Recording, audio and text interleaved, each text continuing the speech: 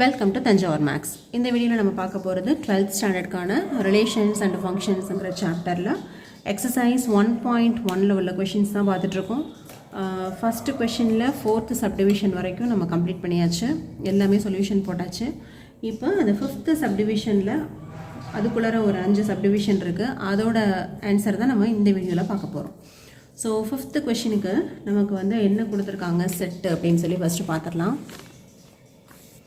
இந்த 5th சப்டிவிஷனுக்கு overall அவங்க கொடுத்துருக்கிற செட்டு வந்து என்னென்னு பார்த்தீங்கன்னா, a set of human beings in a town at a particular time given by. Okay, அதாவது ஏங்கிற செட்டில் வந்து என்ன எடுத்துக்கிறாங்கன்னா, ஒரு பர்டிகுலர் ஏரியாவில் இருக்கிற எல்லா ஹியூமன் பீயிங்ஸோட பேரையும் எழுதிக்கிறாங்க. குழந்தைங்கள்லேருந்து பெரியவங்க வரைக்கும் எல்லா ஹியூமன் பீயிங்ஸையும் எல்லாரையும் எடுத்து எழுதணும் வரிசையாக அப்படின்னா அதுதான் வந்து ஏ அப்படிங்கிற செட்டு. இதுதான் வந்து இந்த 5 கொஷினுக்குமே ஆன செட்டு. இப்போ ஒரு ரிலேஷனாக சொல்லியிருக்காங்க, அந்த ஒரு ரிலேஷனுக்கும் நம்ம வந்து இந்த கண்டிஷன்ஸ் 3 கண்டிஷன்ஸையும் செக் பண்ண போகிறோம். ஸோ ஃபஸ்ட்டு என்ன ரிலேஷன் அப்படின்னு பார்த்தீங்கன்னா, x comma y such that x and Y work at the same place. Okay, work at the same place, அந்த 2 பேரும் ஒரே பிளேஸில் ஒர்க் பண்ணாங்கன்னா அவங்கள வந்து அந்த ரிலேஷனில் நம்ம எழுதிக்கலாம். ஓகேவா? இப்போ ஃபஸ்ட்டு நம்ம செக் பண்ண போகிறது வந்து ரிஃப்ளெக்சிவ் கண்டிஷன் தான் செக் பண்ண போகிறோம். ஸோ ரிஃப்ளெக்சிவ் வந்து நமக்கு ஏற்கனவே A comma A belongs to R அப்படின்னு தெரியும் இல்லையா? இப்போது ஏ அண்டு ஏ, ஓகே, இப்போ X and Y work at the same place அப்படிங்கிறது தான் வந்து ரிலேஷனோட கண்டிஷன். ஏ அப்படிங்கிறவரும் ஏ, இது ரெண்டுமே வந்து சேம் எலமெண்ட் தானே, அப்போ கண்டிப்பாக work at the same place தானே. அப்படின்னா A comma A belongs to R அப்படின்னு நம்ம வந்து கண்டிப்பாக அதில் உள்ள எல்லா ஹியூமன் பீயிங்குமே நம்மளால் சொல்ல முடியும். ஓகே, அப்போ ஆர்எஸ் ரிஃப்ளெக்சிவ் அப்படின்னு வந்துடுது. நெக்ஸ்ட்டு வந்து சிமெட்ரிக் செக் பண்ணணும். சிமெட்ரிக் செக் பண்ணும்போது என்ன பண்ணணும், எக்ஸ் அண்ட் ஒய் வந்து பிலாங்ஸ் டு ஆர்னு எடுத்துக்கிட்டு ஒய் காமா எக்ஸ் வந்து பிலாங்ஸ் டு ஆர்னு சொல்லுவோம் இல்லையா, அதே தான். இப்போ X and Y work at the same பிளேஸில் நம்ம எடுத்துக்கிட்டோம் அப்படின்னா கண்டிப்பாக ஒய் அண்ட் எக்ஸும் சேம் பிளேஸில் தானே ஒர்க் பண்ணுவாங்க.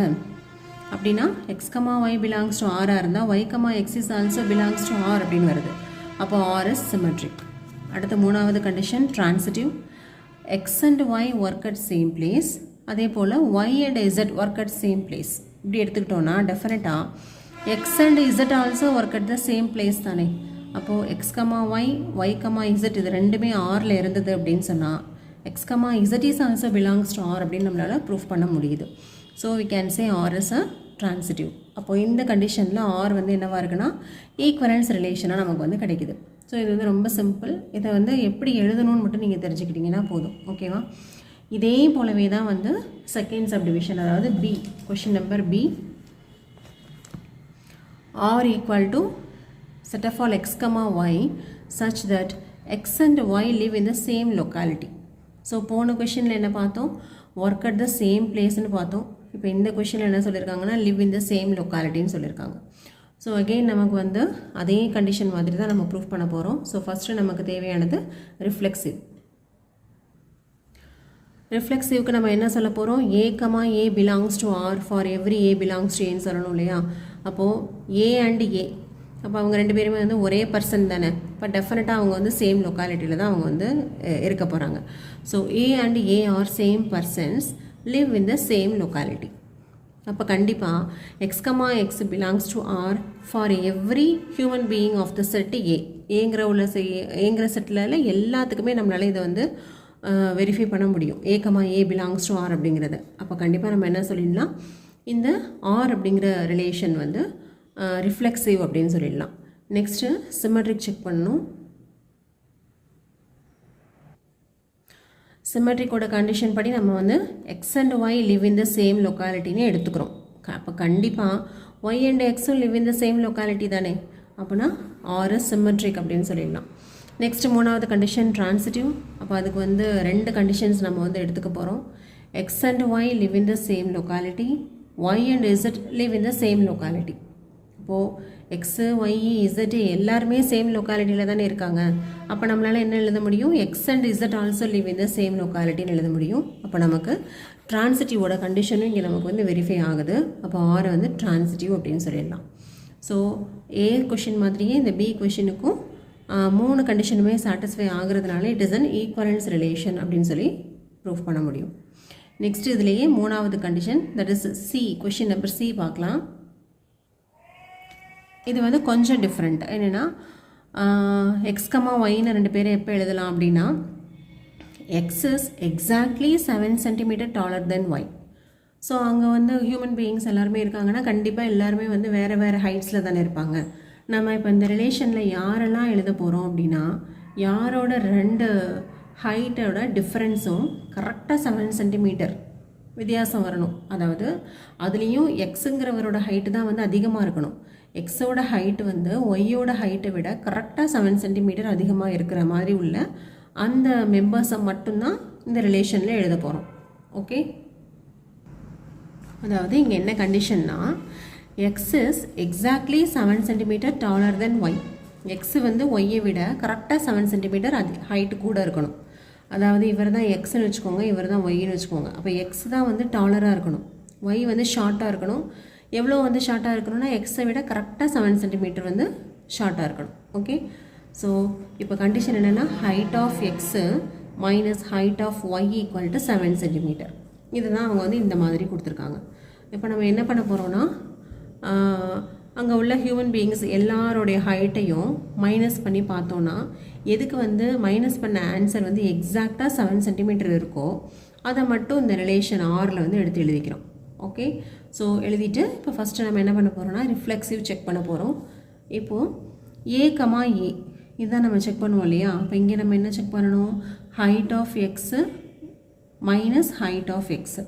ஓகே, நம்ம கண்டிஷன் வந்து height of x minus height of ஒய்யே. நம்ம இப்போ செக் பண்ணுறது வந்து எதுக்கு, ரிஃப்ளெக்ஸிவ்க்கு இல்லையா. அப்போ height of x minus height of X என்ன வரும், 0 தான் வரும். ஒருத்தருடைய ஹைட்டு மைனஸ் அவரோட ஹைட்டே போட்டால் 0 தானே ஆன்சர் வரும். ஆனால் நமக்கு என்ன வரணும், 7 சென்டிமீட்டர் வரணும். அந்த மாதிரி இருக்கிறத மட்டும்தான் இந்த ரிலேஷனில் எழுத முடியும். அப்போ கண்டிப்பாக இந்த எக்ஸ் கமா எக்ஸுங்கிறது இந்த ரிலேஷனில் இருக்கிறதுக்கு சான்ஸே இல்லை. அப்போது இது வந்து நாட் ரிஃப்ளெக்ஸிவ் தான். Next symmetric condition. சிமெட்ரிக்கில் நம்ம என்ன பண்ண போகிறோம், height of x minus height of Y equal to 7 சென்டிமீட்டர்னு எடுத்துக்கிட்டால், அதாவது X comma Y belongs to ஆர்னு எடுத்துக்கிட்டு Y comma X belongs to ஆர்னு ப்ரூஃப் பண்ணணும். இப்போ பார்த்தீங்கன்னா ஹைட் எக்ஸோட ஹைட் வந்து 14, ஒய்யோட ஹைட் வந்து 7. ஸோ மைனஸ் பண்ணால் 7 சென்டிமீட்டர் வந்து கரெக்டாக வரும். இதை அப்படியே ரிவர்ஸில் மாற்றி போடுங்க. Height of Y minus height of எக்ஸ்ன்னு போட்டால் என்ன வரும், 7 மைனஸ் 14. 7 மைனஸ் 14ஓட வேல்யூ வந்து -7 வருமே தவிர +7 வராது. ஆனால் நமக்கு வந்து +7 வந்தால் தான் இந்த ரிலேஷனில் எழுதலாம். அப்படின்னா நமக்கு இங்கே வந்து சிமெட்ரிக் கண்டிஷனும் வெரிஃபை ஆகலை. ஓகே, நெக்ஸ்ட்டு மூணாவது ட்ரான்சிட்டிவ் கண்டிஷன் வெரிஃபை ஆகுதா அப்படின்னு பார்க்கலாம். இப்போது X comma Y and Y comma Z வந்து பிலாங்ஸ் டு ஆர்னு எடுத்திருக்கேன் அப்படின்னா, ஃபஸ்ட்டு கண்டிஷன் படி ஹைட் ஆஃப் எக்ஸும் ஹைட் ஆஃப் ஒய்யும் 7 சென்டிமீட்டர் வித்தியாசத்தில் இருக்கணும். ஓகே, அடுத்தது height of Y minus height of இசட்டோட டிஃப்ரென்ஸும் வந்து என்ன இருக்கணும், 7 சென்டிமீட்டர் இருக்கணும். அப்போது நம்ம என்ன ப்ரூஃப் பண்ணணும், height of x minus height of z is also 7 சென்டிமீட்டர்னு தான் நம்ம ப்ரூஃப் பண்ணணும். அப்போ தான் இது வந்து ட்ரான்சிட்டிவ்க்கு வரும். பட் இப்போ செக் பண்ணி பார்த்தீங்கன்னா இவங்க ரெண்டு பேருக்கும் உள்ள டிஃப்ரென்ஸ் வந்து 7. அப்போ 21 14 எடுத்துக்கலாம். ஹைட்டை 21 சென்டிமீட்டர் 14 சென்டிமீட்டர்னு. அப்போ அடுத்தது இவங்க ரெண்டு பேருக்கு எப்படி இருக்கும், ஒய்யோட ஹைட் வந்து 14, ஹைட் ஆஃப் இசட் வந்து 7 அப்படின்னு எடுத்துக்கிட்டால் 21 மைனஸ் 14 வந்து 7. இது ஓகே. 14 மைனஸ் 7 ஈக்குவல் டு 7, இது ஓகே. அப்போது A comma B and B comma C வந்து இருக்காங்க. அதுவே ஏ கமா சி இருக்காங்களான்னு பார்க்குறோம். அப்போ height of x minus height of Z. இப்போ எக்ஸோட ஹைட் வந்து என்னது 21, இசட்டோட ஹைட் வந்து 7 அப்படின்னு எடுத்திருக்கோம். 21ல் 7 போயிடுச்சுன்னா என்ன வரணும், 14 சென்டிமீட்டர் தான் வருமே தவிர 7 சென்டிமீட்டர் வராது. ஓகே, இதுக்கு நீங்கள் எந்த வேல்யூஸ் வேணுமோ செக் பண்ணி பார்த்தீங்கன்னாலும் இது வந்து 7 சென்டிமீட்டருக்கு ஈக்குவலாக வரவே வராது. அப்போ கண்டிப்பாக எக்ஸ் கமா இசட்டுங்கிற எலமெண்ட் வந்து ரிலேஷன்லேயே இல்லை. That is R is not transitive அப்படின்னு சொல்லி ப்ரூவ் பண்ணியாச்சு. நெக்ஸ்ட்டு நம்ம பார்க்குறது டி சம் பார்க்குறோம். That is R equal to set of x comma y where x is wife of y. அதாவது எக்ஸுங்கிறவங்க வந்து ஒய்ஃபு, ஒய்ங்கிறவங்க வந்து ஹஸ்பண்ட். இப்படி இருக்கிற காம்பினேஷன் மட்டும்தான் நம்ம எடுக்கணும். அதாவது ஒய்ஃபு கமா ஹஸ்பண்டுன்னு மட்டும்தான் எழுதலாம், ஹஸ்பண்டு கமா ஒய்ஃபுன்னு எழுத முடியாது. ஸோ நம்ம எடுக்கும்போது எக்ஸ் இஸ் ஒய்ஃப் ஆஃப் ஒய்ன்னு எடுக்கணும். இப்போ ரிஃப்ளெக்சிவ் கண்டிஷன் செக் பண்ணுங்கள். X cannot be wife of x இல்லையா? அப்போ இந்த இடத்துல நம்ம வந்து எக்ஸ்கமா எக்ஸ் வந்து இருக்கவே இருக்காது இந்த ரிலேஷனில். அப்போ இட் இஸ் நாட் ரிஃப்ளெக்சிவ். அதே போல் சிமெட்ரிக் கண்டிஷன் பார்த்தீங்கன்னா எக்ஸ் இஸ் ஒய்ஃப் ஆஃப் ஒய்ன்னு எழுத முடியும். ஆனால் y cannot be wife of x. ஏன்னா ஒய்ங்கிறது வந்து நம்ம இங்கே வந்து ஹஸ்பண்ட் சொல்லியிருக்கோம் இல்லையா? அப்போ இவர் வந்து ஹஸ்பண்டுங்கிற பிளேஸில் தான் வருவாரே தவிர ஒய்ஃபுங்கிற பிளேஸில் வரமாட்டார். அப்போ கண்டிப்பாக எக்ஸ்கமா ஒய்யை சூஸ் பண்ண முடிஞ்சால் ஒய்கமா எக்ஸை எந்த ஒரு எலமெண்ட்டுக்குமே இந்த ரிலேஷனில் சூஸ் பண்ண முடியாது. அடுத்து நம்ம பார்க்க போகிறது மூணாவது கண்டிஷன் ட்ரான்சிட்டிவ். அதாவது எக்ஸ் இஸ் ஒய்ஃப் ஆஃப் ஒய்ன்னு எடுத்துக்கிறோம். அப்போ எக்ஸ் தான் ஒய்ஃபு, ஒய் வந்து ஹஸ்பண்ட் இல்லையா? இப்போ நம்ம என்ன எடுக்கணும், இந்த பிளேஸில் ஒய்யை சூஸ் பண்ணணும், இந்த பிளேஸில் இசட்டை சூஸ் பண்ணணும். இப்போ y cannot be wife of Z or else. ஏன்னா ஒய்ங்கிறவர் ஹஸ்பண்ட் அப்படிங்கிறதுனால அவர் இந்த ஒய்ஃபுங்கிற பிளேஸில் நம்மளால் செலக்ட் பண்ணவே முடியாது இல்லையா? நம்ம ஏற்கனவே நம்ம ஒரு கண்டிஷன் பார்த்துருக்கோம் இல்லையா ட்ரான்சிட்டிவ்க்கு. ரெண்டு மெம்பர்ஸையும் செலக்ட் பண்ணி மூணாவது மெம்பர் கிடைக்கலன்னா மட்டும்தான் நாட் ட்ரான்சிட்டிவ். பட் இங்கே பாருங்கள் ஏ கமா பி செலக்ட் பண்ண முடியுது. X is wife of y அப்படின்னு செலக்ட் பண்ண முடியுது. ஆனால் பி கமா சியே செலக்ட் பண்ண முடியல. ஏன்னு சொன்னால் Y cannot be wife of Z or else. So Y comma இசட்டுங்கிற கண்டிஷனே நம்மளால் எடுக்கவே முடியல. அப்படின்னாலும் இந்த கண்டிஷன் வந்து ட்ரான்சிட்டிவ் தான். ஓகே, இங்கே எக்ஸ் கமா ஒய் வந்து belongs to R, but Y comma Z வந்து not belongs to R. Okay, இதை வந்து நம்மளால் சூஸ் பண்ணவே முடியல. அப்போ இந்த கண்டிஷனுக்கு நம்ம போகவே முடியாது. டைரெக்டாக நம்ம என்ன சொல்லிடலாம், ஆர்எஸ் ட்ரான்சிட்டிவ் அப்படின்னு சொல்லிடலாம். ஓகேவா? இதே போலவே தான் தட் லாஸ்ட் சப்டிவிஷன் இ அதை வந்து செக் பண்ணி பார்க்கலாம். இங்கே அவங்க கொடுத்துருக்கிற ரிலேஷன் என்னன்னு பார்த்தீங்கன்னா father, x is father of y அப்படின்னு சொல்லியிருக்காங்க. இப்போ எக்ஸுங்கிறது ஃபாதர் அப்படின்னா அவர் வந்து கண்டிப்பாக ஒரு பாய் தான். ஆனால் ஒய்ங்கிறது என்னவா இருக்கலாம், பாயாகவும் இருக்கலாம், கேர்ளாகவும் இருக்கலாம். ஏன்னா எக்ஸுங்கிற ஃபாதர் வந்து ஒரு பொண்ணோட அப்பாவாகவும் இருக்கலாம், பையனோட அப்பாவாகவும் இருக்கலாம் இல்லையா? அப்போ ஒய்க்கு வந்து 2 பாசிபிலிட்டிஸ் இருக்குது, பாய் கேர்ள் அப்படிங்கிற பாசிபிலிட்டி. ஆனால் இந்த எக்ஸுக்கு பாய்ங்கிற பாசிபிலிட்டி மட்டும்தான். ஏன்னா இங்கே வந்து ஃபாதர்னு தான் சொல்லியிருக்காங்க. ஓகேவா? அப்போ ஃபஸ்ட்டு ரிஃப்ளெக்சிவ் கண்டிஷன் செக் பண்ணி பார்க்குறோம். X cannot be father of x itself. So இது வந்து இப்படி இருக்கிறதுக்கு வாய்ப்பே இல்லை இல்லையா? அப்போ எக்ஸ் கமா எக்ஸ் வந்து இந்த ரிலேஷனில் இருக்காது. அப்போ இது வந்து நாட் ரிஃப்ளெக்சிவ். அடுத்து சிமெட்ரிக் செக் பண்ணுங்கள். சிமெட்ரிக் செக் பண்ணும்போது எக்ஸ் இஸ் ஃபாதர் ஆஃப் ஒய்ன்னு நம்ம எடுத்துட்டோம் அப்படின்னு சொன்னால் கண்டிப்பாக y cannot be father of x. மாற்றி போட முடியாது இல்லையா இந்த ரிலேஷனை? அப்போது எக்ஸ் கமா ஒய் இருக்குது, பட் ஒய் கமா எக்ஸ் வந்து ஆரில் இல்லை. இப்போ இதுலேருந்து நம்ம என்ன சொல்லலாம் அப்படின்னா ஆர் இஸ் நாட் சிமெட்ரிக் அப்படின்னு சொல்லிடலாம். அடுத்து மூணாவது கண்டிஷன் செக் பண்ணுங்கள். Transitive. X is father of Y எடுத்தாச்சு. Y is father of Z also எடுக்கலாம். ஏன்னா ஒய்ங்கிறவங்களுடைய அப்பா தான் எக்ஸு இல்லையா? இப்போ சப்போஸ் இப்போ ஒரே இதில் வந்து இவர் வந்து கிராண்ட் ஃபாதர், அதாவது இவர் வந்து தாத்தான்னு வச்சுக்கலாம். இப்போ தாத்தாவோட பையன் வந்து அப்பா. ஓகேவா? இந்த அப்பா ஒய்ங்கிறது என்ன வரும், ஃபாதர் ரிலேஷனில் வரும்.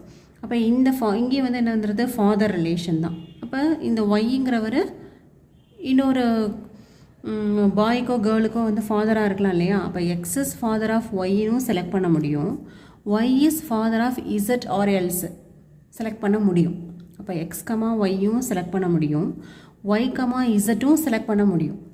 ஓகேவா? இது நம்ம எப்படி ரிலேட் பண்ணி பார்த்துக்கலான்னா, இப்போ ஒரே வீட்டில் வந்து தாத்தா அப்பா பையன் அப்படி இருக்காங்கன்னு வச்சுக்கோங்களேன். இப்போ தாத்தாவோட பையன் வந்து அப்பா அப்படின்னு வந்துடுவார். திருப்பியும் அந்த அப்பா வந்து என்ன ஆகிடுவார், அப்பா வந்து ஃபாதர் தான், ஃபாதர் ஆஃப் ஹிஸ் சன்னு வந்துடும். அப்போ இந்த காம்பினேஷன் வந்து எடுக்க முடியும். X is father of y and y is father of z அப்படிங்கிறத நம்மளால் சூஸ் பண்ண முடியும். ஆனால் இந்த எக்ஸையும் இசட்டையும் பாருங்களேன், எக்ஸ் வந்து தாத்தா, இசட் வந்து யார், பேரன். அப்போ அந்த இடத்துல வந்து ஃபாதர் ரிலேஷன் வராது, கிராண்ட் ஃபாதர் கிராண்ட் சன் அப்படிங்கிற ரிலேஷன் தான் வரும். அப்போனா நமக்கு இந்த கண்டிஷனை பொறுத்த வரைக்கும் எப்படி வருதுன்னா, எக்ஸ் கமா ஒய் வந்து belongs to R and Y comma Z வந்து பிலாங்ஸ் டு ஆர்னு கிடைக்குது. பட் எக்ஸ் கமா இசட் வந்து நாட் பிலாங்ஸ் டு ஆர். ஏன்னா நம்ம இங்கே வந்து எதை மட்டும் தான் எழுத முடியும், ஃபாதருங்கிற ரிலேஷனில் உள்ளவங்களை மட்டும்தானே நம்ம இந்த ரிலேஷனில் எழுதிக்கிட்டு இருக்கோம்.